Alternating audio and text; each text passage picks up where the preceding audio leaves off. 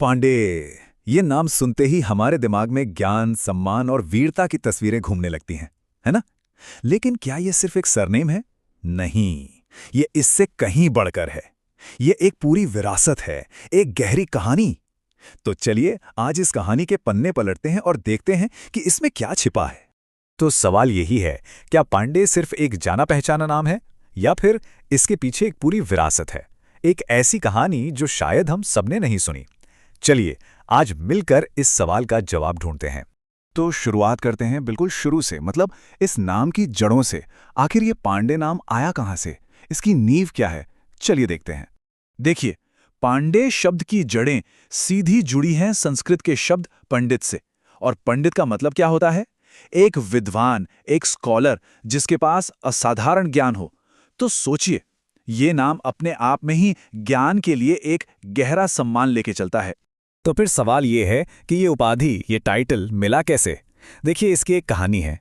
प्राचीन भारत में उत्तर भारत के जो पंच गौड़ ब्राह्मण थे, मतलब जो वेदों और शास्त्रों में पूरी तरह पारंगत थे, उन्हें एक सम्मान के तौर पर पांड्य या पांडे कहा जाने लगा। ये एक तरह से उनके ज्ञान का सबसे बड़ा सर्टिफिकेट था। और इसी वजह से पांडे समुदाय ने समाज में एक खास जगह बनाई। वे गुरु बने, मार्गदर्शक बने, मतलब वो लोग जिनके पास समाज को रास्ता दिखाने वाला ज्ञान था और जिनकी जड़ें बहुत गहरी थी हमारे प्राचीन ज्ञान में। अच्छा, तो अब तक तो बात थी ज्ञान की, शास्त्रों की, लेकिन कहानी में एक बहुत बड़ा ट्विस्ट आता है। एक ऐसा मोड़ जब इन्हीं विद्वानों को अपनी कलम छोड़कर तलवार उठानी पड़ी। और ये वो पहलू है जिसके बारे में ज्यादा लोग नहीं जानते। तो यहां पर एक बड़ा दिलचस्प कॉन्ट्रास्ट दिखता है। एक तरफ है वो धारणा जो हम सब जानते हैं कि ये समुदाय शास्त्रों और ज्ञान से जुड़ा है, लेकिन दूसरी तरफ है एक ऐसी सच्चाई, एक ऐसी हकीकत जो क्रांति, बलिदान और हिम्मत की कहानियों से भरी है। और यही बात इस कोट में साफ दिखती है। जब भी सवाल देश और धर्म की रक्षा का आया, तो इन लोगों ने एक पल भी नहीं सोचा कलम छोड़कर तलवार उठाने में। यही तो है इनकी विरासत की खासियत, ज्ञान भी और साहस भी। और जब हम वीरता की बात करते हैं तो एक नाम सबसे पहले आता है, मंगल पांडे। वो सिर्फ एक नाम नहीं है, वो 1857 की क्रांति की पहली चिंगारी थे। अकेले अपने विश्वास और हिम्मत के दम पर उन्होंने इतने बड़े ब्रिटिश साम्राज्य की नींव हिलाकर रख दी थी। सोचिए, एक अकेले इंसान ने साबित कर दिया कि जब स्वाभिमान की बात आती है तो पूरा साम्राज्य भी छोटा पड़ जाता है। और ये सिलसिला यहीं नहीं रुका। एक और नाम है, चित्तू पांडे। उन्हें ऐसे ही शेरे बलिया नहीं कहते थे।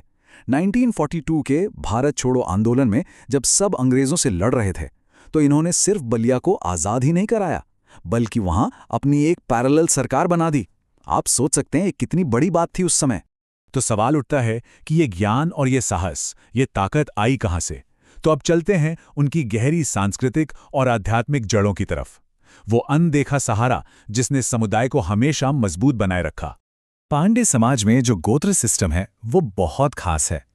भारद्वाज, कश्यप, शांडिल्य, ये सिर्फ नाम नहीं है, ये वो धागे हैं जो आज के परिवारों को हजारों साल पहले के महान ऋषियों से जोड़ते हैं। एक ऐसा कनेक्शन जो आज भी जिंदा है। और इनकी संस्कृति कुछ मजबूत स्तंभों पर खड़ी है, जैसे कि पवित्र जनेऊ संस्कार, शिक्षा को सबसे ऊपर रखना, हर परिवार का अपनी कुलदेवी में विश्वास, और सबसे जरूरी वसुधैव कुटुंबकम का सिद्धांत, मतलब पूरी दुनिया ही एक परिवार है। ये सोच उनकी पहचान का हिस्सा है। तो ये तो हुई इतिहास की बात, पर आज क्या ये विरासत आज भी जिंदा है? चलिए अब इतिहास से निकलकर आज के दौर में आते हैं और देखते हैं। बिल्कुल, आज भी ये विरासत हर जगह दिखती है। भाषा पर जो मजबूत पकड़ है वो उन्हें बेहतरीन लेखक और कवि बनाती है।